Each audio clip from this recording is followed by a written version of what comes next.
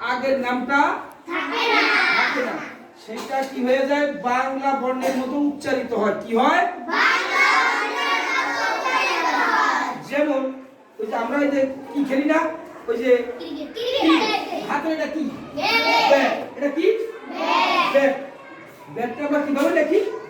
B A T B A টি এই যে B A টি লেখছি এই বি নামটা নাই বি নামটা কি হয়ে গেছে ভয়াবহ হয়ে গেছে বি নামটা কি হয়ে গেছে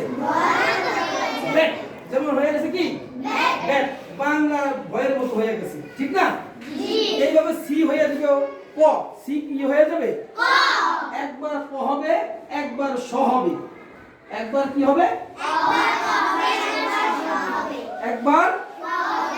একবার স হবে এরপরে ডি ডিটা একবার ঢ হবে একবার দ হবে ঠিক না এরপর আছে কি জি